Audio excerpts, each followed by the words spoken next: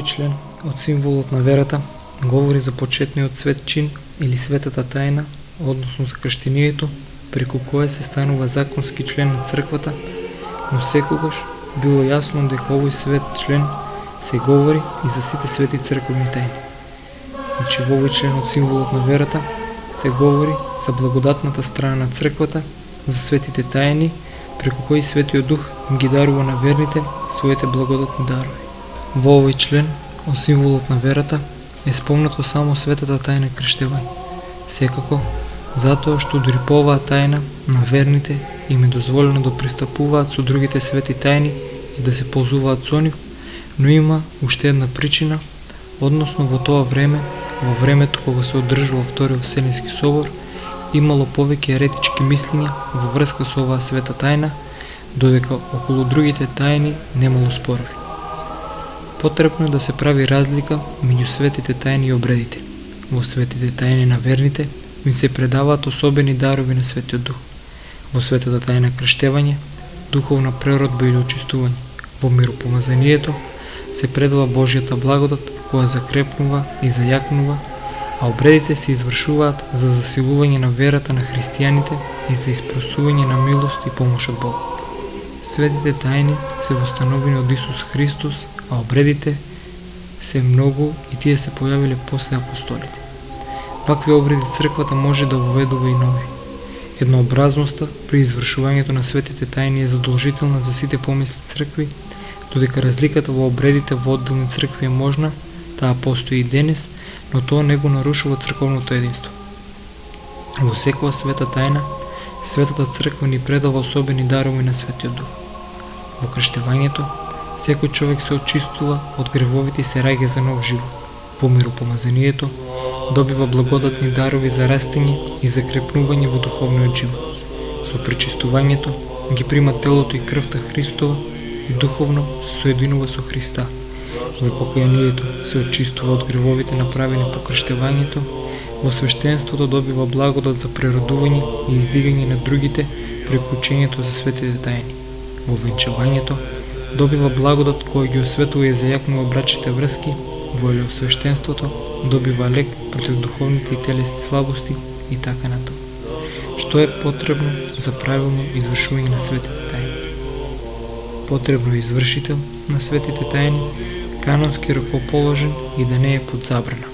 Материјално вештество одредено за секоја света тајна, вода за крштевањето, свето миро за миропомазанието, леп и вино за светата литургија и така натаму. И точните богослужбени зборови, преку чие изговорење од страна на извршителот на светата тајна, стануваат спроводник на специјалната благодат во секоја света тајна. Кога се исполните овие три услови, светата тајна е извршена наполно, правилно и не може да се направи каков и да е приговор за незината исправност. Но она што е неопходно е следното.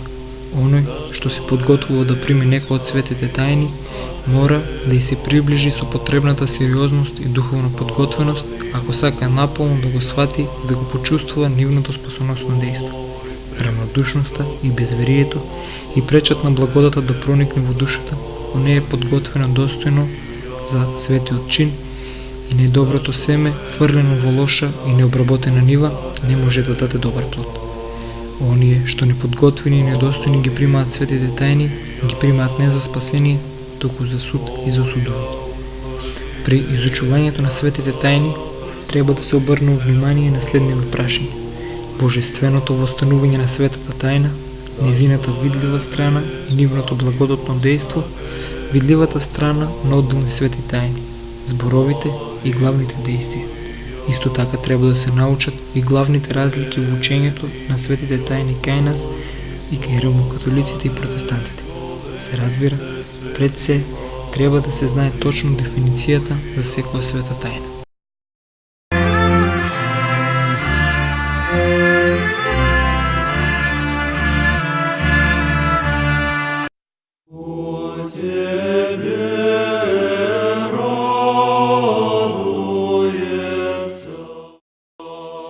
Во овој член од символот на верата се говори за општото воскресение на мртвите.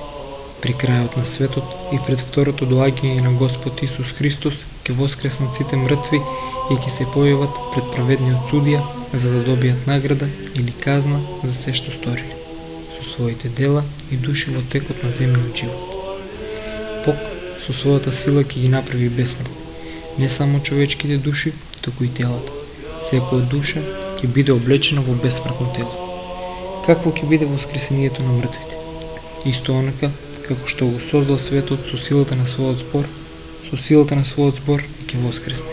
Со силата на својот збор ги воскреснал синот на нинската вдовица, ќерката на Јаир и 4-дневниот Лазар. Истото ќе се случи и при општото воскресение од мртвите. Светиот апостол Јован пишува: мртвите ќе го чујат гласот на Синот Божи и штом ќе го чујат ќе оживеат. Евангелие според Јован, 5 глава, 25 стих.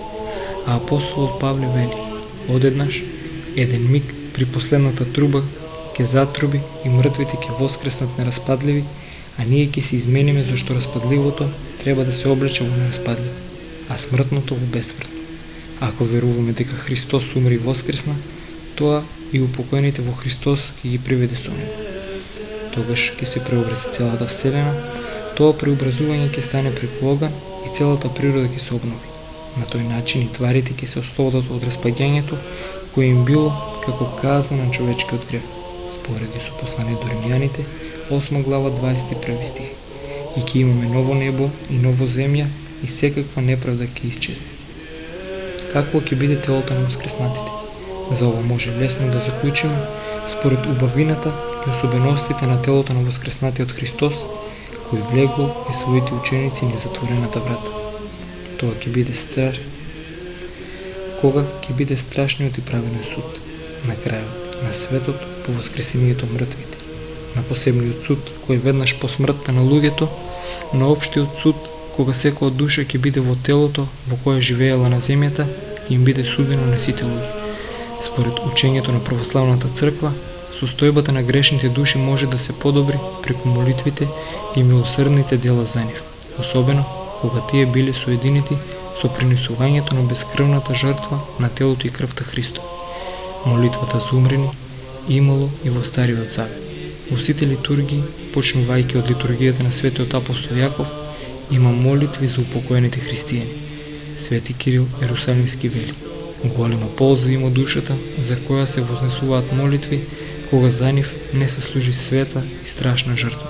А светиот Василий Велики објаснува дека Бог поради нашите молитви на умрените им дава мир, олеснување и слобода.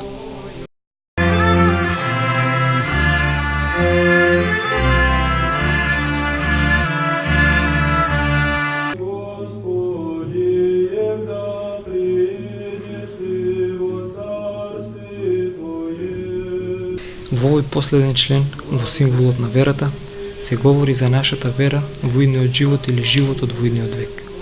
Светата црква врз основа на Светото писмо и Светото предание учи дека ќе има живот вечен и за праведниците и за грешниците. Но овој живот не ќе биде ист и за едните и за другите, за праведниците ќе биде блажен, а за грешниците мачен и страден. Спасителот вели: тогаш праведниците ќе светнат како сонце во царството на нивниот Отец. Матеј 13 глава 43 стих.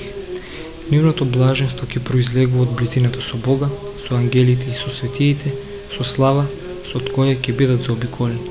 Евангелие според Матеј 13 глава 14 стих, прво послание до Коринтијаните 2 глава 9 стих и послание до евреите 12 глава 22 до 23 стих. Тие ќе немаат никакво страдање ни болка, ниту жалост, ќе бидат слободни од секаков труд, во кој ќе царуваат правдата и доброто и не ќе има никакво зло. Светиот апостол Јован Богослов пишува: возлюбени, сега сме чеда Божии, но уште не се покаже што ќе бидеме. Знаеме само дека, кога ќе се покаже, ќе бидеме слични на него, зашто ќе го видиме каков што е.